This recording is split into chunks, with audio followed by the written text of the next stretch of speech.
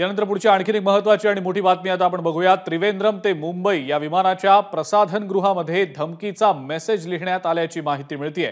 इथल्या एका टिश्यू पेपरवर बॉम्ब ब्लॅक बॅग असा मजकूर लिहिला गेलेला होता। या मेसेजमुळे काही काळ विमानामध्ये तणावाचं वातावरण होतं। या प्रकरणी आता सहार पोलीस ठाण्यामध्ये तक्रार नोंदवण्यात आलेली आहे। त्रिवेंद्रम ते मुंबई या विमानाच्या प्रसाधनगृहात धमकीचा मेसेज एका टिश्यू पेपरवर लिहिला गेलेला होता।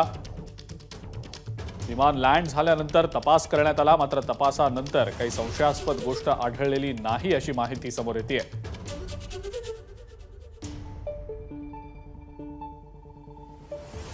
विमानातल्या प्रसाधनगृहामध्ये एका टिश्यू पेपरवर हा धमकीचा मेसेज लिहिला गेलेला होता।